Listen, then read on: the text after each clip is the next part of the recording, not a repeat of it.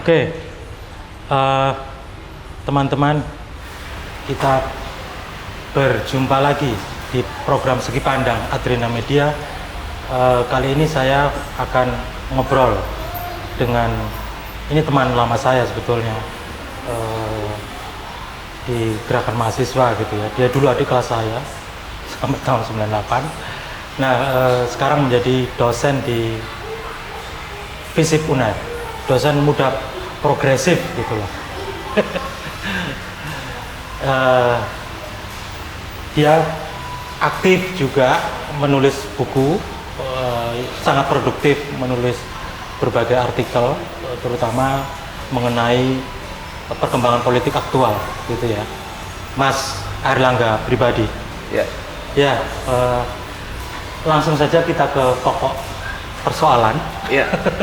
Hari-hari ini dalam situasi politik menjelang pemilihan umum atau pemilihan presiden juga itu terjadi berbagai turbulensi gitu ya, guncangan politik yang diawali, tapi sebelumnya juga sebetulnya ada beberapa indikasi yang mengarah ke sana yang memuncak pada kasus di Mahkamah Konstitusi.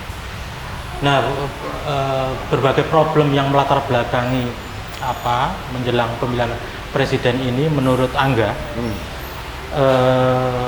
persoalannya itu ada di mana gitu. Maksud saya sebagai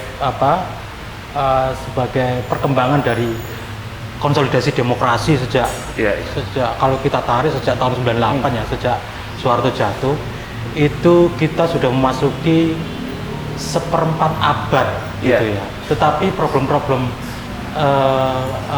demokrasi itu masih saja berlangsung gitu.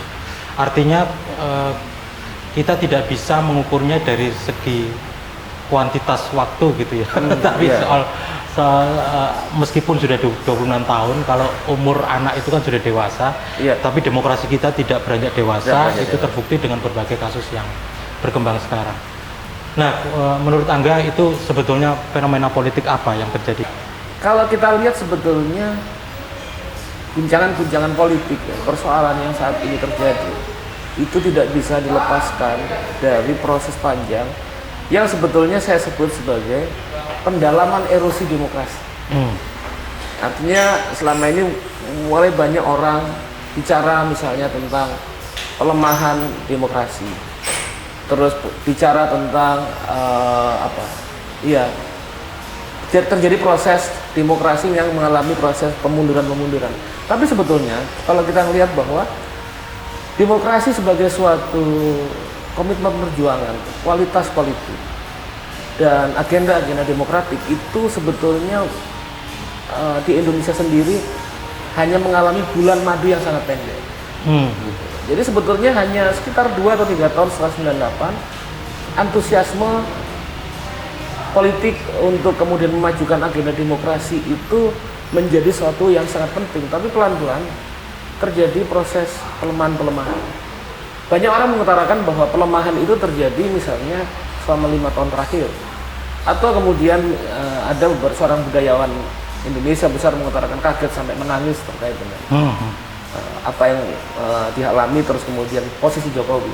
Saya kira semua hal itu sampai yang sekarang terakhir adalah titik kulminasi, titik puncak dari problem-problem erosi demokrasi yang sudah berjalan begitu lama. Jadi kalau kita bisa 25 tahun terakhir, lebih dari 20 tahun itu sudah terjadi pelemahan demokrasi. Di mana sebetulnya yang tidak banyak orang kalkulasi dan perkirakan adalah analisis dan sudut pandang ekonomi politik. Di mana sebetulnya begitu pada awal 1, 2, 3 tahun terakhir demokrasi di Indonesia mendapatkan dukungan yang besar, proses pelembagaan demokrasi disertai oleh pembajakan demokrasi oleh kekuatan oligarki. Di mana kekuatan-kekuatan lama yang sebelumnya mendapatkan perlindungan ekonomi politik pada Soeharto, mereka lah yang tetap survive. Mereka lah yang mampu beradaptasi dan melakukan pembajakan terhadap pelembagaan baru demokrasi tadi. Dan itu terus kemudian semakin lama semakin terakumulasi. Dan yang membuat kita kecewa sebetulnya adalah Ketika pada tahun 2014 harapan begitu besar dengan munculnya 2014 sosok Jokowi dengan kekuatan-kekuatan dari agenda dari masyarakat sipil untuk kemudian bersama-sama mengembalikan harapan tentang menegakkan demokrasi. Tapi pelan-pelan, terutama pada periode kedua kepemimpinan Jokowi, agenda tersebut pupus.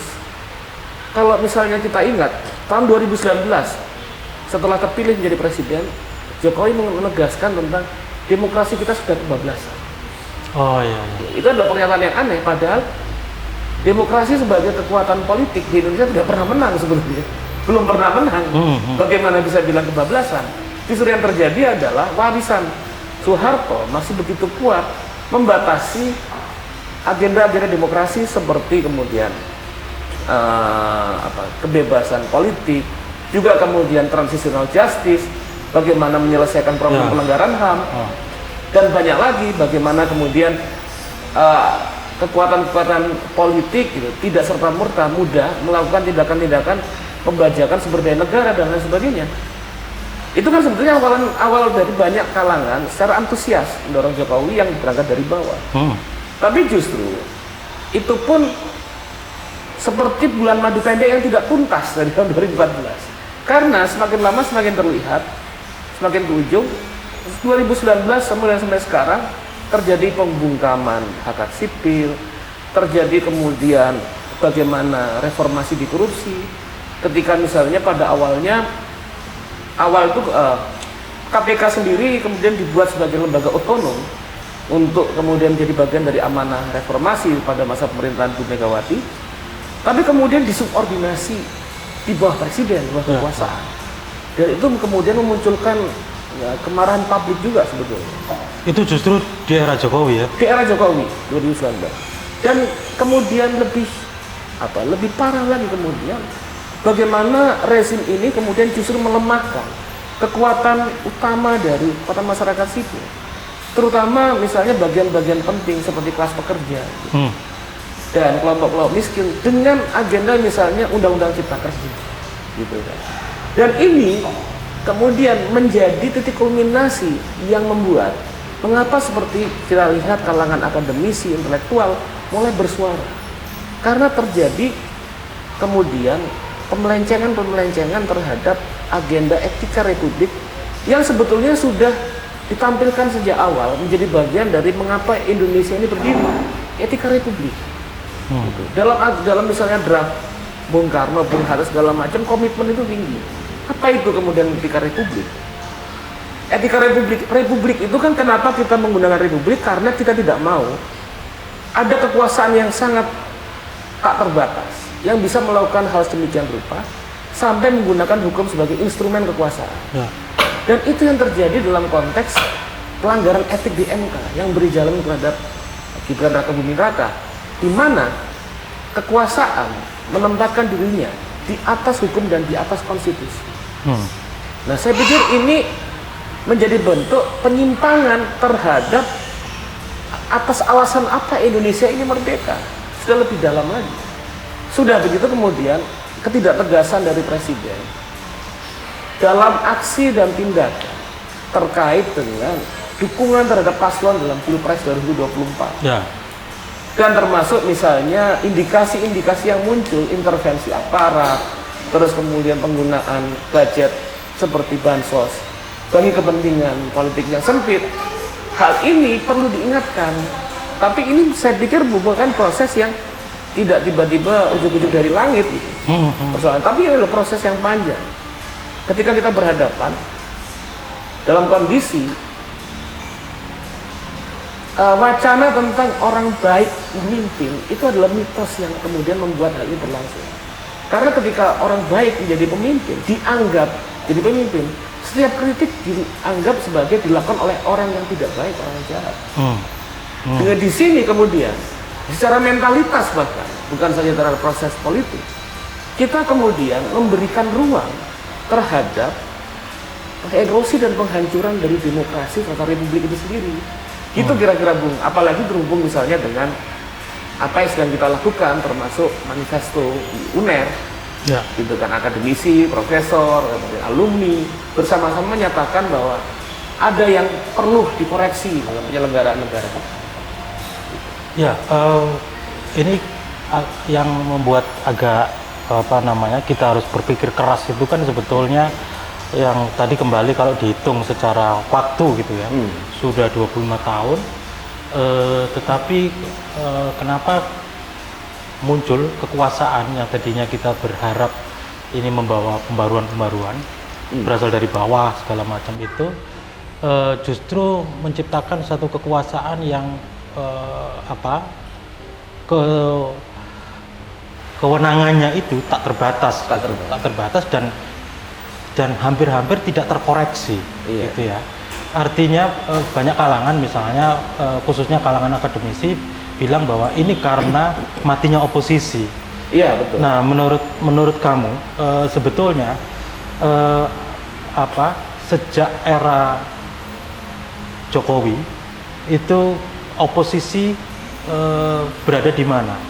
Dalam pengertian begini kan, kalau menurutku oposisi itu kan ada dua ya, ada di parlemen, ada di luar parlemen. Nah, aku pengen anggap bicara secara menyeluruh ini, oposisi di Indonesia itu sebetulnya ada di mana sejak era Jokowi? Oke, sejak era Jokowi. Sebetulnya gini, problem tentang lemahnya oposisi itu tidak bisa dilepaskan dari lemahnya kekuatan rakyat di Indonesia sejak jatuhnya Soeharto. Ya. Jadi sebetulnya kita berhadapan pada satu sisi pasca reformasi, akibat dari ini efek dari proses reformasi ini berjalan melalui proses konsesi politik, kompromi politik antara kekuatan-kekuatan lama dengan kekuatan baru, sehingga yang terjadi sebetulnya kan yang berlangsung adalah bisa dikatakan sebetulnya kooptasi dari kekuatan-kekuatan yang sebelum 98 itu mengajukan agenda reformasi, ya kan? Jadi kompromi itu berlangsung sejak awal reformasi ya? Sejak awal reformasi kalau kita lihat. Artinya kan kalau kita lihat mulai agenda, mungkin Bung tahu sendiri, mulai dari isu-isu yang ditampilkan oleh kekuatan oposisi yang radikal demokratik itu sendiri kemudian tidak mampu mempengaruhi proses politik reformasi, dan itu kemudian dengan serta-merta terhubung pada satu sisi. Kekuatan lama mampu melakukan absorpsi ataupun kompromi, bahkan kooptasi terhadap kekuatan-kekuatan reformis. Sementara kekuatan-kekuatan yang kita anggap bisa berpotensi menjadi kekuatan oposisi yang kuat dan mengaruhi arena politik itu lemah, gitu kan. Bahkan berserak-serak dan tidak bisa terkonsolidasi. Fragmented. Dan itu berlangsung akibatnya kekuatan oposisi misalnya dalam parlemen sendiri sampai saat ini tidak menjadi kekuatan yang mampu mengkonsolidasikan kontrol berbasis pada gagasan ideologis. Ya kan? Di sisi yang lain, kekuatan-kekuatan oposisi yang yang kemudian muncul di arena masyarakat sipil, di satu sisi tidak kuat untuk mendesakkan perubahan, dan ini adalah suatu yang fatal. Justru 2014 selanjutnya, hal yang kita jadi harapan karena kemudian proses dinamika politik menjadi suatu yang fatal bagi kekuatan masyarakat sipil ketika saat kalangan-kalangan aktivis itu dengan antusias menaruh harapan dan menempatkan dirinya dalam gerbong pemerintahan Jokowi, pada satu sisi ternyata kekuatan-kekuatan oligarki yang berada dalam gerbong Jokowi juga mampu melakukan kooptasi, pelemahan terhadap mereka, domestifikasi. Ketika kalau kita lihat, misalnya boleh kita lihat bahwa ketika mereka masuk, mulai dari KSP, mulai dari jabatan-jabatan strategis, komisaris segala macam, mereka tidak berperan misalnya menjadi mediator agar pemerintah mendengarkan apa yang menjadi keluhan atau kritik atau aspirasi kita, tapi mereka menjadi bagian di dalam istana yang agenda-agenda kerjanya tidak lebih dengan menuruti kepentingan dari kekuatan yang ada di istana itu sendiri, gitu. Sehingga berbeda kalau kita lihat, kita mimpikan 2014 itu ada harapan Indonesia yang lebih baik, berbasis pada demokrasi partisipatoris. Ya. Ada yang membedakan skema itu misalnya di Indonesia ini dengan apa yang berlangsung dalam gerakan-gerakan demokrasi Pink Tide di Amerika Latin. Ya. Di Amerika Latin misalnya, ketika kekuatan-kekuatan dari bawah arus bawah ini kemudian masuk ke dalam kekuasaan, mereka membangun basis-basis politik yang memajukan agenda-agenda demokrasi dan mendesak presiden untuk ikut dalam agenda tersebut. Sementara di kita yang terjadi, masuknya mereka kemudian dalam power di istana, itu justru terkooptasi oleh agenda kepentingan-kepentingan istana. Mereka tidak lagi menjadi penyambung lidah gerakan rakyat. Mereka kemudian menjadi steril dari gerakan kepentingan rakyat ya. Bahkan bisa jadi menjadi penyambung lidah oligarki. Nah ini yang jadi masalah. Itu masalahnya di mana? Kok bisa terputus gitu? Padahal sebagian besar kawan-kawan yang masuk dalam struktur kekuasaan itu kan tadinya juga terlibat dalam gerakan di masyarakat sipil gitu. Nah tapi ketika memasuki jabatan di KSP, di macam-macam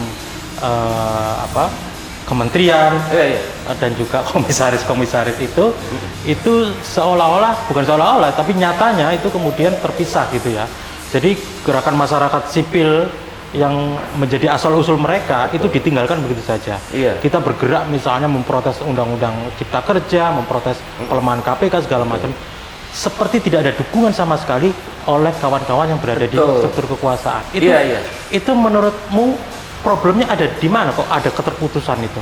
Jadi keterputusan gini, ternyata bahwa setelah 2014 corak kekuasaan yang sering kita sebut sebagai oligarki tidak berhasil dirubah oleh masuknya kalangan-kalangan aktivis. Artinya mudahnya begini, kalau corak oligarki, artinya teori mengubah dari dalam itu gagal. Dalam konteks ini gagal sebetulnya. Karena tidak berhasil merubah itu. Kalau oligarki itu kan relasi bisnis, politik, birokrasi pemerintah. Dalam konteks ini adalah siapa memberikan sponsor, utama dalam jalannya pemerintahan kekuatan yang berkuasa itu memberikan peran dan kontribusi besar dalam penyelenggaraan negara pasca elektoral, iya kan? Nah, kekuatan pro demokrasi tidak bisa meyakinkan dirinya bahwa kamilah yang memiliki kontribusi besar dalam kemenangan Jokowi. Gitu.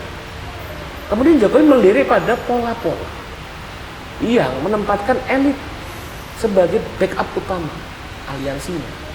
Nah itulah dalam pertarungan di situ gagal. Pada akhirnya kemudian mereka tidak membangun perlawanan baru di dalam, mereka tunduk terhadap agenda-agenda tadi.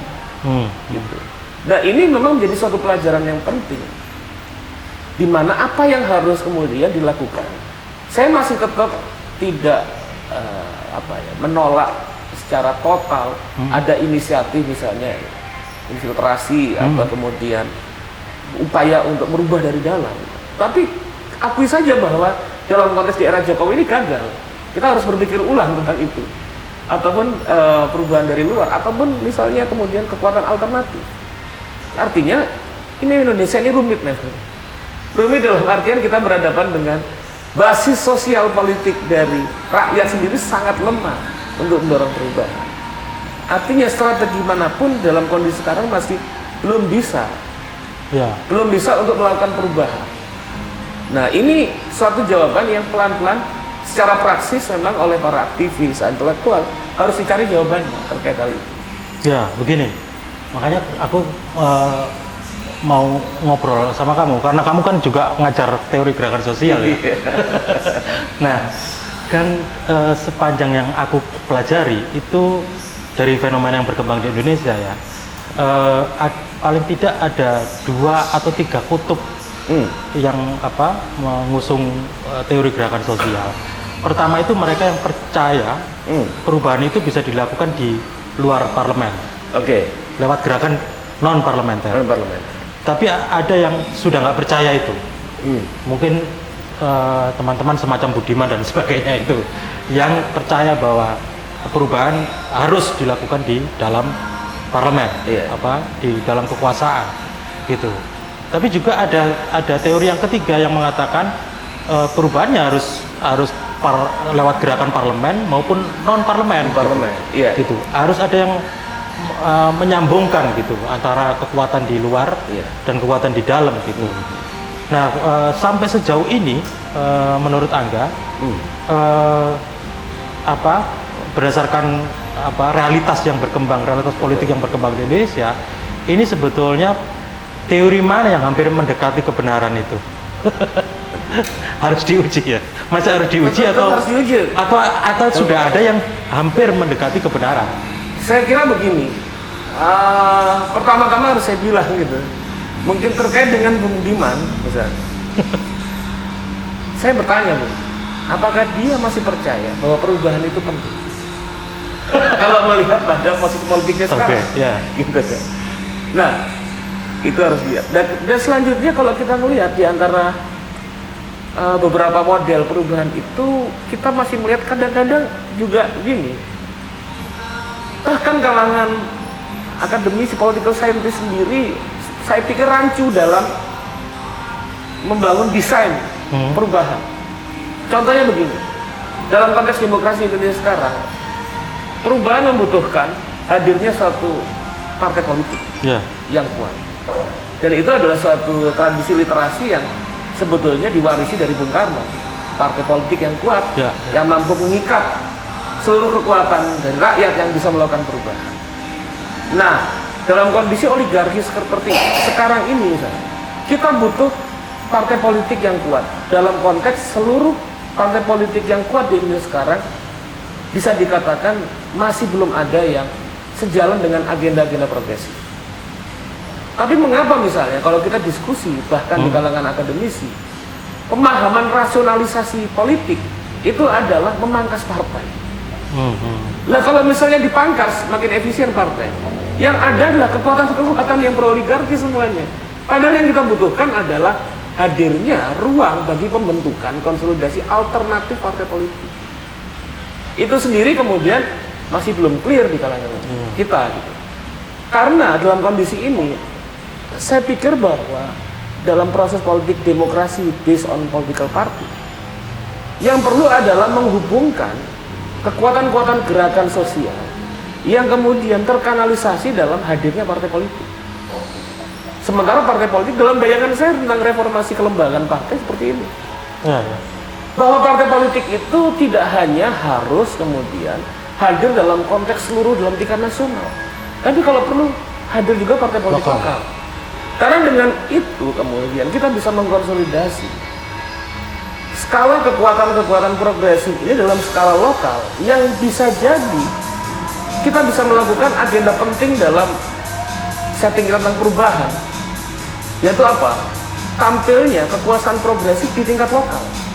Tapi itu kan nggak terbayangkan dalam kondisi ketika sangat sulit sekali kemudian. Betul, menarik ini. Itu mengingat juga secara kewilayahan di Indonesia sangat luas ya. Sangat luas. Agak susah juga kalau kelompok-kelompok aktif-aktif progresif membangun eksperimentasi partai politik di tingkat nasional. Di tingkat nasional. Dalam konteks misalnya sangat ditentukan politik ini dengan logika money politik bahkan. Nah, itu kemudian kita lihat, menurut saya kalau kita membacakan perubahan, kita bayangkan, kita satukan dulu persepsi, pandangan tentang pada arah perubahan seperti apa yang kita lakukan. Di mana kita harus mulai? What is to be done? Tapi artinya itu artinya itu kita harus di tahap awal harus mengutak-utik regulasi dulu untuk memungkinkan berdirinya partai lokal.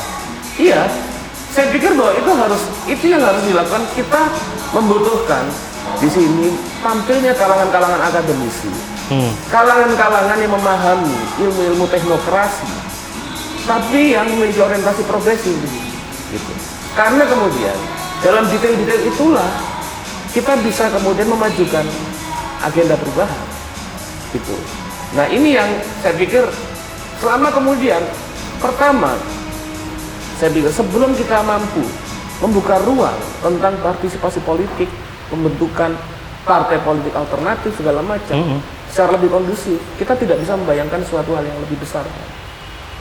Gitu. Yang aku mau kembali ke pertanyaan tadi itu.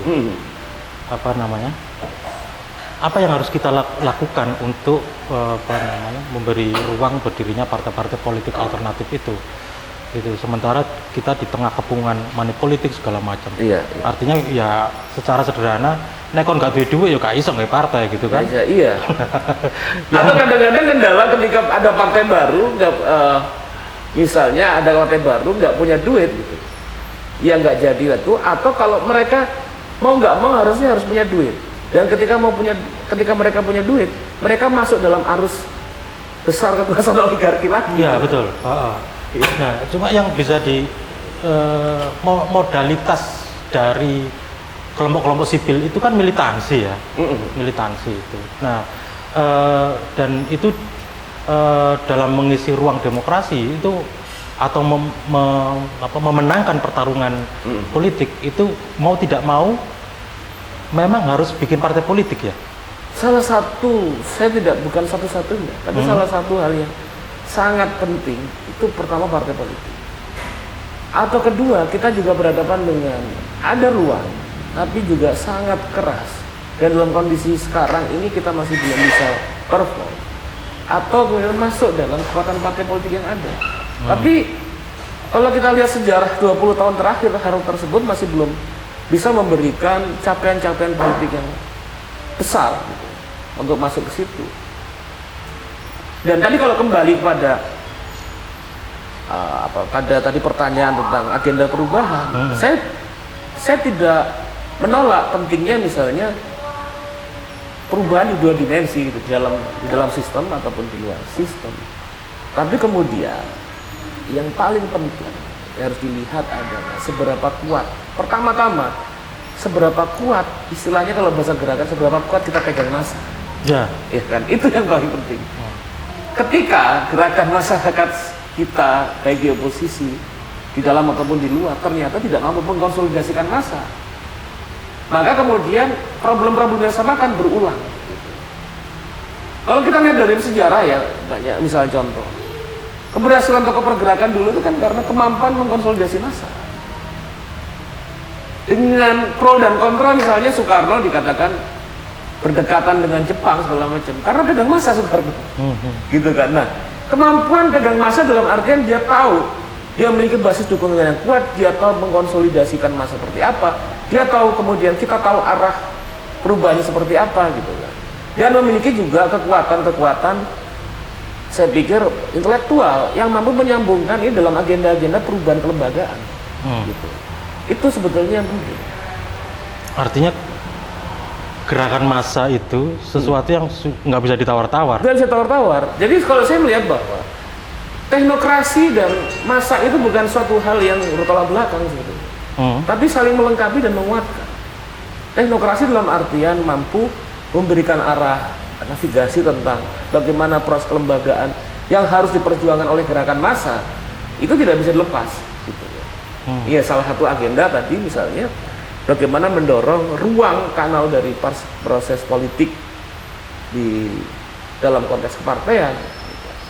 Itu yang harus ditampilkan, termasuk kemudian di dalamnya yang penting juga bagaimana agenda-agenda demokrasi ekonomi gitu. Mendorong suara yang besar misalnya terkait dengan agenda-agenda sehari-hari BPJS. Ya. Gitu kan. Sebagai sesuatu yang bagian dari hak kesehatan kita. Gitu. Artinya sepertinya gratis, bukan lagi iuran. Nah, itu bagaimana? Kemudian melakukan konsolidasi di tingkat massa dan tingkat intelektual untuk concern terhadap persoalan itu. Pendidikan, agenda pendidikan. Bagaimana kemudian semakin lama semakin mahal. Bahkan termasuk di PTN sendiri. Ya. Gitu.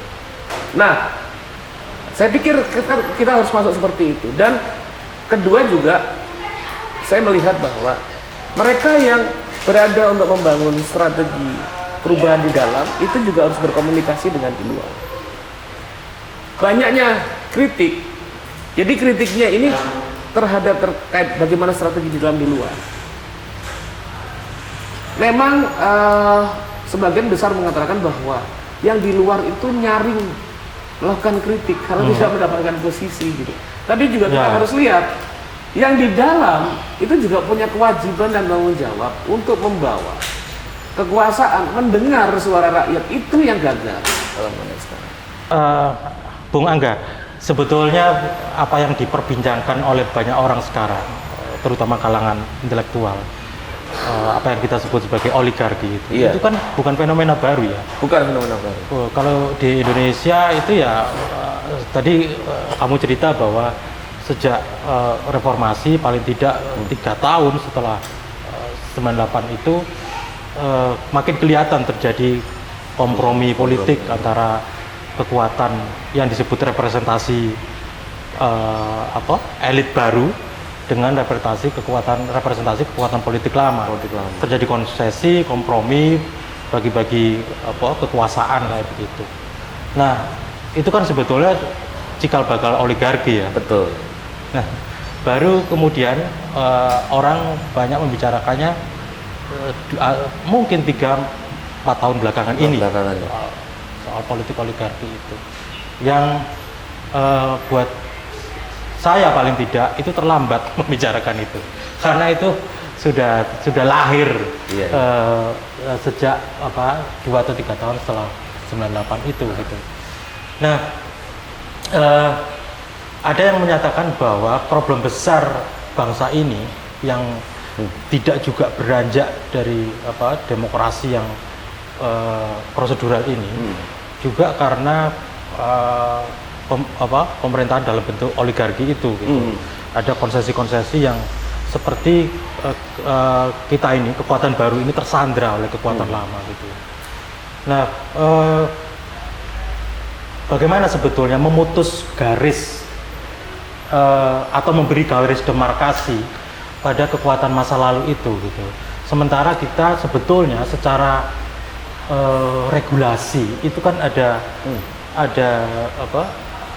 hal-hal yang progresif ya, misalnya ada institusi macam KPK, ada Komnas HAM, ada apalagi Ombudsman, macam-macam lah, Komisi Yudisial yang itu sebetulnya bisa menjadi kekuatan-kekuatan untuk menggerakkan perubahan ini ke arah paling tidak apa yang disebut sebagai amanat reformasi itu bisa diraih gitu, bisa dijalankan gitu. Nah, tapi sampai sejauh ini meskipun regulasinya sudah makin progresif, ada institusi-institusi yang bisa digerakkan untuk menjalankan amanat reformasi, tapi mengapa sepertinya kita belum beranjak ke arah yang lebih memenuhi agenda reformasi itu? Iya, kalau saya melihat bahwa ini nggak bisa dilepaskan. Tadi kalau kita bicara tentang logika oligarki ya, kita tidak bisa lepaskan dari dialektika tentang perkembangan kelembagaan dengan arah gerak kekuasaan yang berlangsung selama beberapa tahun terakhir. Enggak sampai 2014. Yang kita lihat adalah bagaimana kekuatan oligarki bergantung dengan kondisi demokrasi dan bersiasat di tengah proses kelembagaan politik yang semakin lama semakin maju, meskipun berjalan pelan-pelan. Tapi sejak Jokowi periode kedua yang kita lihat semakin kuat konsolidasi politik terjadi, seakan-akan mereka kemudian ingin menyetop kemajuan dari perkembangan kelembagaan. Di mana yang terjadi agenda-agenda manuver politik oligarki tidak lagi menyiasati di antara kelembagaan ini, gitu kan? Tidak lagi menyiasati. Kalau dulu KPK kemudian tetap berjalan dengan kemampuan otonomi dirinya, oligarki kemudian bersiasat dalam proses tersebut. Kalau sekarang yang dilakukan adalah kekuatan oligarki itu sendiri dengan proses konsolidasinya melakukan pemangkasan terhadap kekuatan dan otoritas kewenangan kelembagaan itu sendiri. Melakukan pelemahan ya? Pelemahan. Itu yang kemudian membedakan. Mengapa kemudian kita melihat pada era Jokowi ini perkembangannya semakin parah? Karena ada tendensi kekuasaan yang berusaha untuk menyetop gerak maju dari reformasi kelembagaan kita. Itu dimulai dari misalnya KPK sendiri ditempatkan di bawah kekuasaan presiden.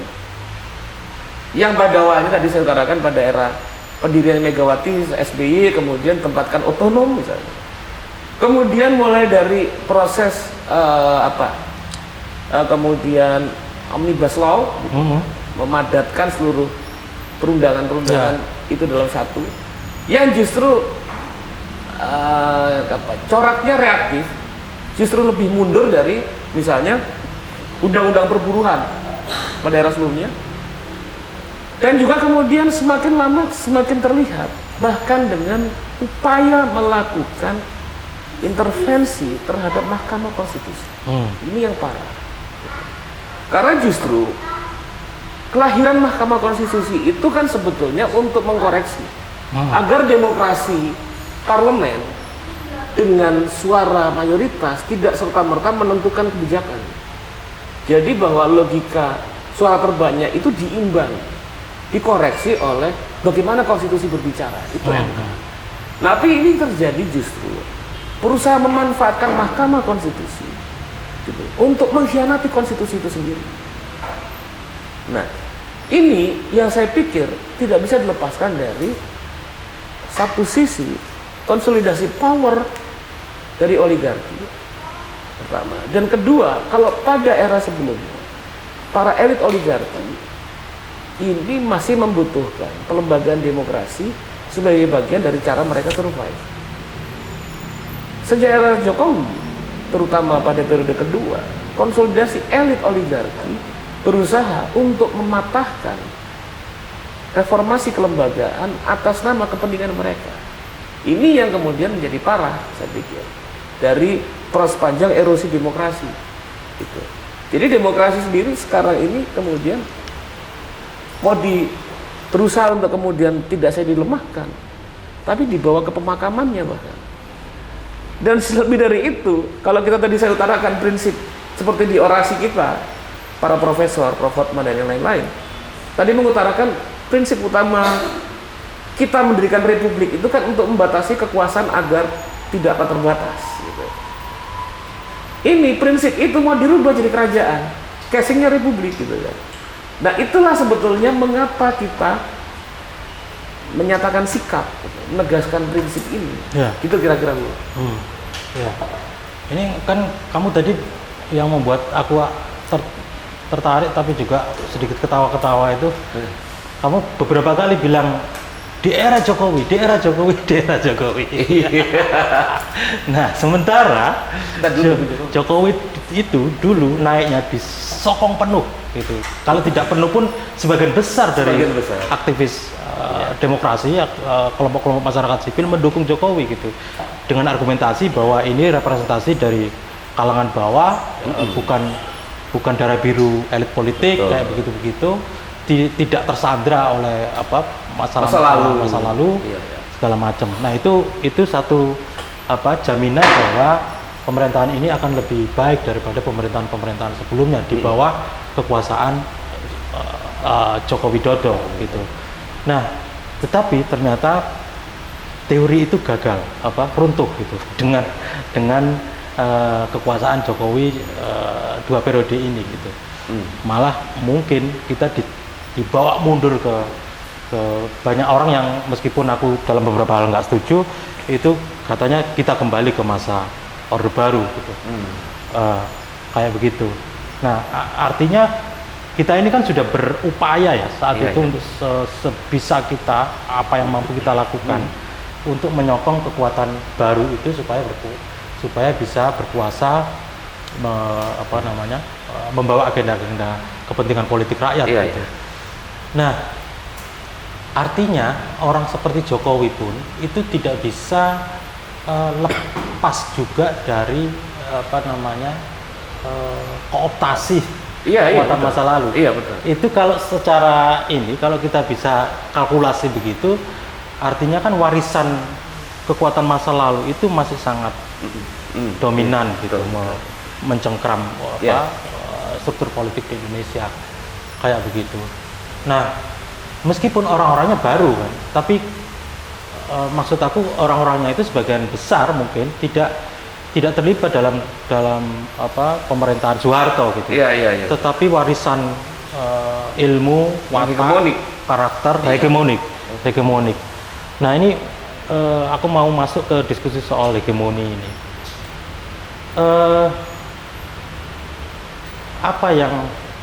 Apa yang terjadi di masa sekarang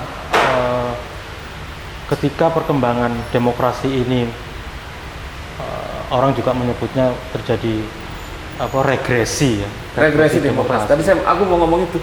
Regresi demokrasi Nah, sementara sebetulnya kita sudah belajar banyak ini soal teori gerakan sosial, soal demokrasi, soal kamu tadi menyebut ada perkembangan baru dalam gerakan sosial politik di Amerika Latin. Iya, iya. Maksudku aktivisnya ini, mau bicara soal aktivis yang bergerak di luar parlemen itu sudah makin maju referensinya gitu. Iya. Tapi mengapa tidak juga menjadi melahirkan kekuatan yang cukup besar untuk menandingi hegemoni yang dikembangkan oleh kekuasaan oligarki itu. Iya, iya. Nah ini tadi coba pelan-pelan kalau saya jawab itu terkait dengan Jokowi gitu kan. Ya. Akhirnya terkopas. Nah itulah aku tidak melihat Jokowi sebagai person yang jahat misalnya, person yang licik, bukan. Tapi ini semua tidak bisa dilepaskan dari yang sering kita sebut power struggle gitu, pertarungan kekuasaan. Di mana kalau kita lihat cengkraman pengaruh dari aliansi oligarki yang berlangsung tiap faksi politik ternyata membuat Jokowi mau tidak mau beradaptasi dengan keadaan yang berlangsung. Kalau kita lihat Jokowi kan itu pemerintah 2014 itu kan kita membangun bulan madu yang tidak tuntas sebenarnya Jokowi ini. Pada periode awal ya paling setahun lah waktu itu. Tapi kemudian konfigurasi politik oligarki yang muncul dari kekuatan-kekuatan yang reaksioner itu kemudian mampu membuat Jokowi juga harus deal dengan mereka, beradaptasi dengan mereka. Nah selanjutnya kemudian seiring dengan adaptasi tersebut, Jokowi kemudian dengan nalurinya sebagai entrepreneur mampu kemudian melakukan akumulasi kekuasaan dan bahkan menempatkan para elit tersebut berada dalam komando dan kekuasaan. Nah disinilah kemudian pada sisi yang lain masuknya kita ke dalam kekuasaan Jokowi itu sangat besar yang berimplikasi pada domestikasi atau kooptasi terhadap kekuatan kita sehingga tidak ada yang mengimbangi proses seperti ini. Akhirnya membuat keadaan dan kondisi yang muncul dan itu semakin kelihatan pada bulan-bulan terakhir menjelang pilpres misalnya. Pilpres yang ini? Yang ini. Itu kan bukan suatu tekanan politik dari masyarakat yang muncul, tapi harapan. Moga-moga Jokowi bertindak pada akhir masa jabatan itu dengan mendukung agenda demokrasi, tidak memilih paslon yang melanggar HAM, berkomitmen bahwa keluarganya tidak perlu masuk dalam politik. Kan harapan terhadap Jokowi, kita menyerahkan harapan itu semua kepada Jokowi, bukan kita mendesak. Oke. Akhir dari proses power struggle yang muncul itu kan kemudian membuat hal seperti ini terjadi. Nah, di sisi yang lain kemudian saya pikir bahwa salah satu konsekuensi dari ketidakmampuan masyarakat sipil untuk memperluas agenda kita kemudian memunculkan problem-problem yang saat ini berlangsung, mulai dari problem terkait dengan kekuasaan yang begitu tidak bisa dibatasi, problem tentang kemudian penggeseran menuju politik dinasti, dan sampai sekarang penggunaan bantuan sosial misalnya segala macam kekuasaan. Akhirnya implikasinya itu hanya menjadi concern dari masyarakat terpelajar kelas menengah, dan itu pun kemudian tidak tuntas. Hanya sebagian dari kelas menengah yang kemudian mengadopsi atau meyakini tentang pentingnya perubahan seperti itu. Ini kemudian konteksnya apa yang terjadi? Mengapa? Tadi kan pertanyaan mengapa kemudian semakin maju pengetahuan kita tentang gerakan sosial dan perubahan, kita tidak memberikan perubahan apa? Tidak makin menguat gerakan tidak ingin sosialnya. menguat. Karena memang problem terbesar kita adalah mampu memperluas pengetahuan kita tentang perubahan kepada kalangan yang lebih luas, pada masyarakat bawah. Gitu. Kalau katanya kita belajar dari tradisi kita, pengetahuan kita belum menyentuh kaum marhaen sebenarnya, gitu kan, sebagai bagian yang menjadi subjek yang berpengetahuan dan sadar akan pentingnya perubahan. Masih sangat berjarak ya. Masih sangat berjarak. Ini yang jadi, saya pikir persoalan kita sekarang yang harus kita jawab itu dulu. Oh. Dan Sementara di sisi yang itu lain, kerjaan berat itu. itu sangat berat. Gitu. Jadi kan ini sebetulnya Itu apa? perlu turba itu. Lingkaran setan gitu, karena jadi salah langkah awal kita dalam menentukan kemana format reformasi itu kemudian implikasinya sampai sekarang. Ya, ya. Ketika kita memilih salah langkah, sebetulnya kemudian gerakan-gerakan yang apa ya lebih cenderung radikal demokrasi itu kan pada 98 awal nggak kalah. Gerakan mahasiswa, gerakan-gerakan NGO yang radikal segala macam kan berada di atas angin pada awalnya. Iya. Tapi ketika kemudian proses dinamika mendorong pilihan politik yang diambil adalah konsesi politik, menyerahkan agenda reformasi ke elit. Gitu. Nah dari situlah kemudian harus dinamika. Awal masalahnya di situ. Awal masalahnya di situ kalau menurut saya. Ya. Artinya kelompok sipil demokratik belum bisa melahirkan pemimpinnya sendiri, memberi cek kosong pada yang lain. elit politik. Gitu. Sementara kalau kita lihat begitu kemudian proses politiknya yang berlangsung adalah moderasi, konsesi seperti ini. Yang kita lupa pertimbangkan di situ adalah sumber daya material, bukan hanya power, sumber daya material dari kekuatan lama sangat besar. Logistik mereka sangat besar gitu loh. Ya, Jadi dengan mudah mereka bisa membajak proses kelembagaan yang berlangsung. Kan itu masalahnya.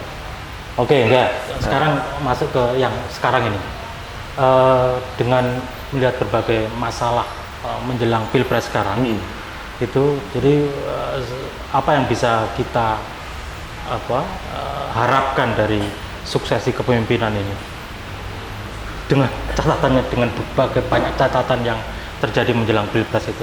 Iya, dengan catatan itu bahwa kalau kita masih kemudian memiliki harapan tentang suatu perubahan politik yang lebih demokratik, saya pikir bahwa pertama itu adalah memastikan dulu agenda demokrasi tidak tumbang.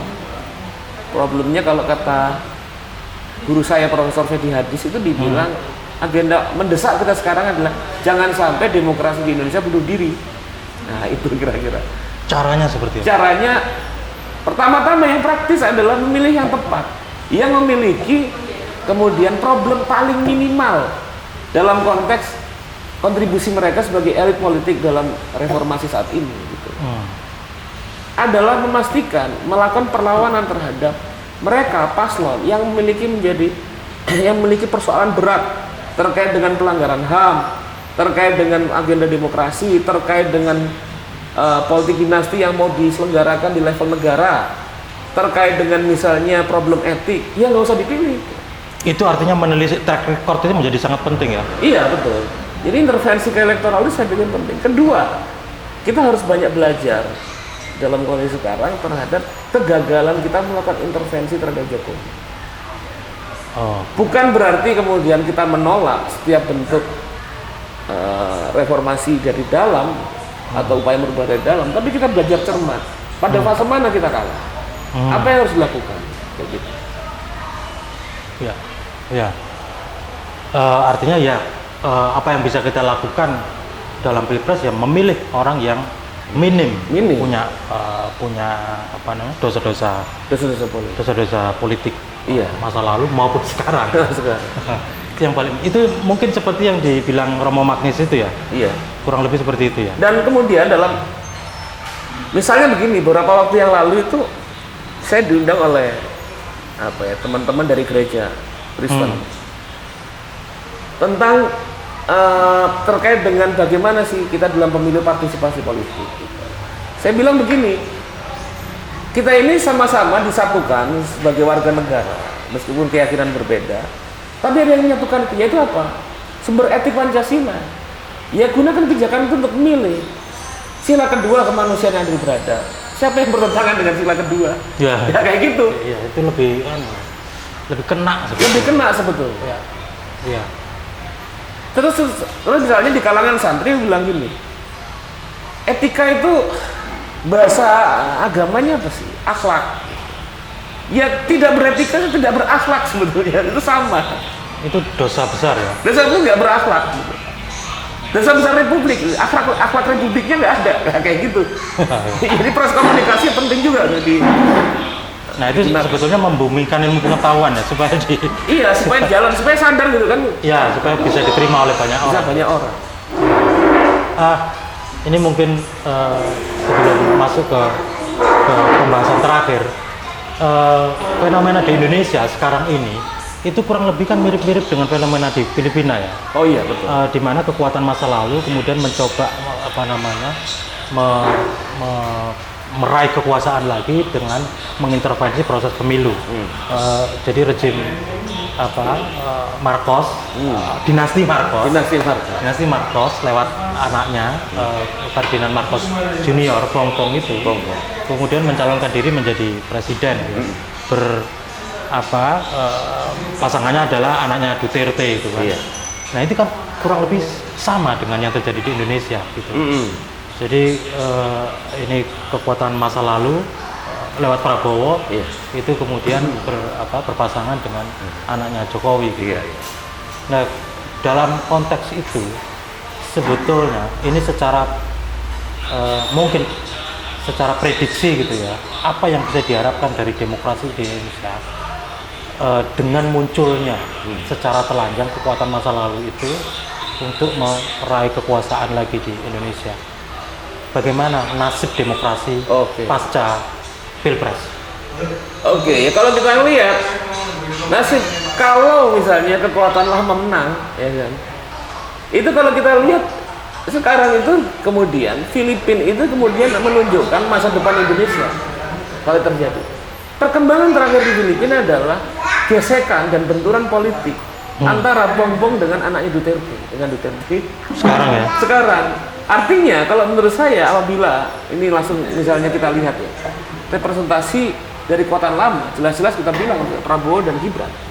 Misalnya, kalau misalnya mereka menang, tidak lama kemudian yang terjadi adalah benturan politik antara dinasti Jokowi dengan Prabowo. Itu akan memungkinkan. Akan memungkinkan karena apa? Ini dua figur ini memilih dengan dua dinasti politik ini memiliki aliansi politik dan kepentingan yang berbeda satu sama lain. Jadi belum tentu dan menurut saya sangat mungkin terjadi kemudian benturan politik. Pecah kongsi. Agendanya karena dalam lingkaran, saya pikir nanti yang terjadi dalam lingkaran politik mereka sendiri akan terjadi benturan-benturan politik yang keras. Gitu kan. Kita bisa lihat sejarahnya. Siapakah aliansi politik dari Prabowo pada tahun 90-an? Misalnya. Di dalamnya itu adalah bagian dari kekuatan bisnis cendana yang baru muncul seiring dengan anak-anak Soeharto yang baru muncul. Kekuatan faksi politiknya adalah kekuatan-kekuatan Islam garis keras gitu kan.